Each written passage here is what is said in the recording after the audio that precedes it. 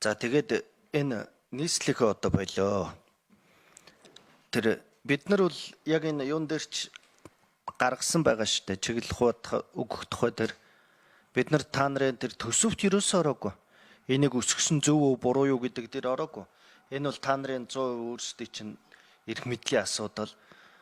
Гол нь энэ хууль тогтоомжоо хэрэгжүүлэх явцдаа алдаа гаргасан уу юу гэдгийг л асуугаад байгаа. Тэр сонсгол хийсэн 2 иргэн орсон гэж байна.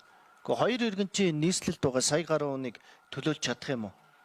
720 мянган автоврын иргэсэл татвар төлөгч гэж байгаа. Тэд нэр 2хан иргэн төлөөлж чадах юм уу?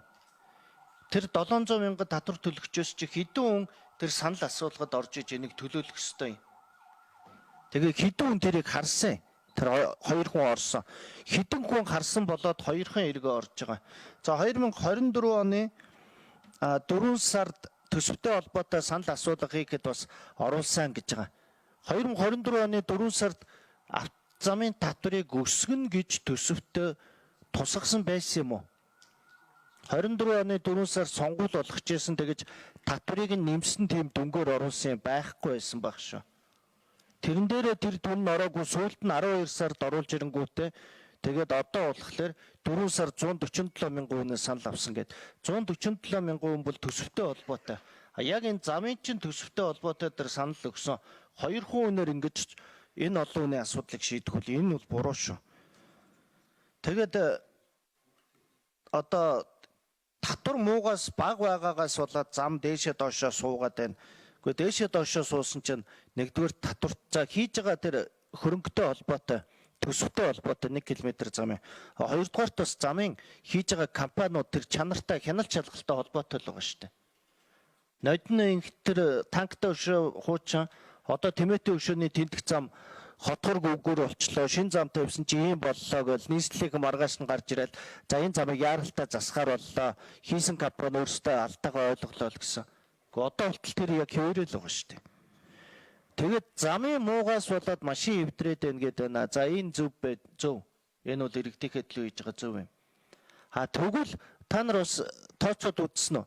Улаанбаатар хотод гарч байгаа зам тээврийн ослын хэдэн хувь замын нөхцөл байдал муугаас гэсэн шинжээчийн дүгнэлт гарсан.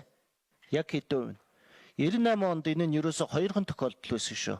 Улаанбаатар хотод 2хан тохиолдол замын нөхцөл байдал муугаас гэж гарч ирсэн. Тэгэхээр одоо хэдэн байгаад тэгээд энийг ингэж байгаа. Тэгээ хамгийн гол нь тэр 2 хүнтэй тэр холбоотой асуудал дээр бүр яг тодорхой хариулаад өгөөрэй. За хэд номер вэ? 7 номер. За баясгалан гишүүний асуултанд хариулъя. За баясгалан гишүүний асуултанд хариулъя. Нийслэлийн засаг дарганы тамгын газрын хууль тогтоомж гэрээ хэрэгцсэн газрын дарга Үнэнбат. За. Одоо ярив. Нийслэлийн засаг дарганы тамгын газрын хууль тогтоомж гэрээ хэрэгцсэн газрын дарга Үнэнбат. Ер нь бол аливаа захиргааны хэмжээний актыг гаргахын тулд гол харж харгалздаг зүйлүүд байдаг. Энэний нэг бол хамгийн гол зүйл бол эрх зүйн талаас нь байдаг. Энэ юу вэ гэхээр тухайн эрх зүйн хэмжээ гаргах эрх олгогдсон зохицуулт байна уу гэдгийг харах ёстой. Монгол Улсын үндсэн хууль заасны дагуу бол нутгийн өөрөө өдөр тусны байгууллага нь хуулиар тогтоосон хэм хэмжээний хүрээнд татвар тогтоох эрх нь нэгдүгээрт байгаа. Энийг бид бүхэн харсан. Хоёрдугаар захиргааны ерөнхий хууль заасны дагуу хэм хэмжээний актыг гаргахад бол сонирхлын зөрчилтэй хүмүүсийн хилцүүлгийг зохион байгуулах ёстой. 2024 оны 11 дугаар сарын 20-ны өдөр хүүхдийн ордонд бол хилцүүлгийг зохион байгуулсан. Уг хилцүүлэгт бол 9,242 иргэн хамрагдсан. Тухайн хамрагдсан иргэдэд танилцуулсан зүйл бол нийслэлийн төсөв хэрхэн явагдах юм бэ? Үүнд юу нөлөөлөх юм гэдэг талаар тодорхой ярьсан.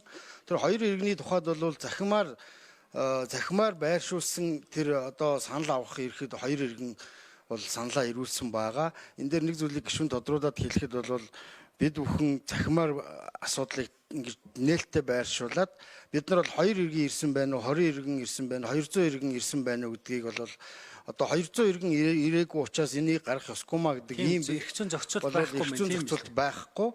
Хамгийн гол нь хилцүүлэг зохион байгуулалт 240 хүн ирсэн. Тэр хүрээнд энэ асуудлыг ярьсан. Хилцүүлэгч уучлаарай. Хилцүүлэгч нь тэр төсөв хилцэгтэй холбогдлолтой байсан юм шүү. Тэгэхээр ийм биш. Төсөв болвол тухайн одоо 25 оны нийслэлийн төсвийг ярихын тулд орлого нь ямар байхын, зарлага нь ямар байхын асуудлыг заавал яригддаг.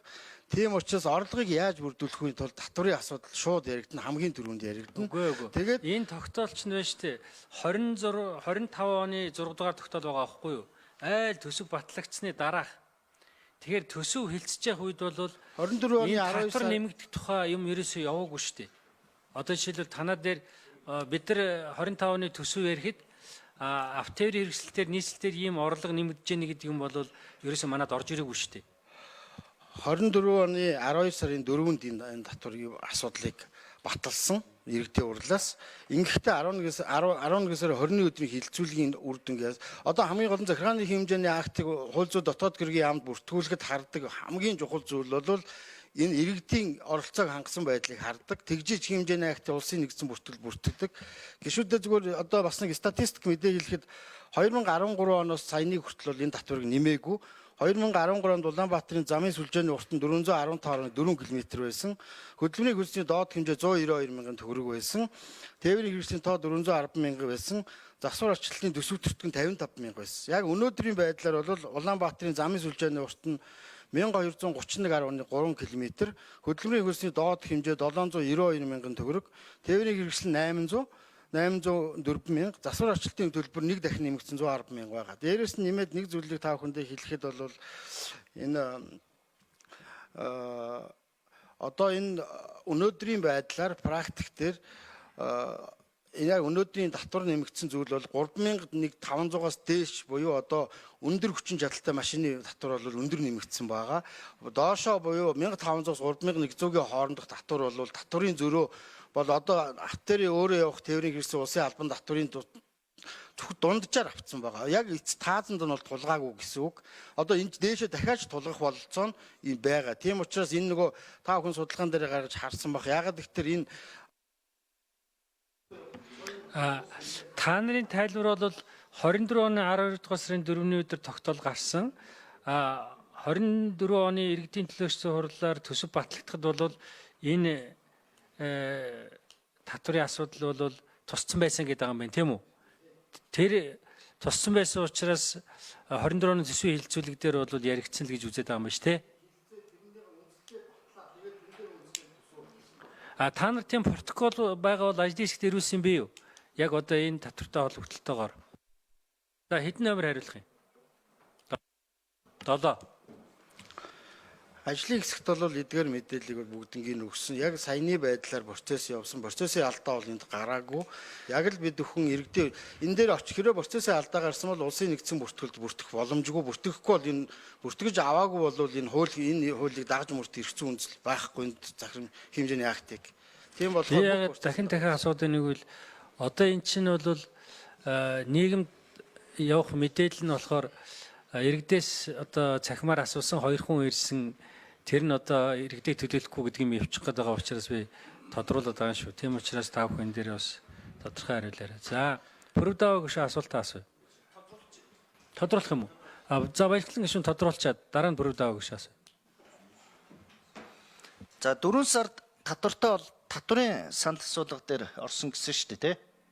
Тэгэхээр тэр яг материалаа одоо сая бол 7 номероос тэгж ойлголоо шүү дээ. Иргэдээсээ асуугаад батлуулчаад тэгээд 12 сард оруулж ирсэн гэж. Түрүүн бас хэлэхдээ 4 сард 137 мянган иргэнээс асуусан гэсэн. За тэгэхээр тэрийг яг цаасаар алтан бичгээр над руу явуулчаарай. За тэгээд өгсөн юм биш үү? Сая чи өгсөн гэж хариулсан үгүй юу? Тэгсэн тэрэн дээр байхгүй лээ. 24 оны татвар дээрх бол байхгүй тий. 24 оны татвар. За тэгээд материал дотор байхгүй гэж Баярхлан гишүүн хэлж шүү. Тий.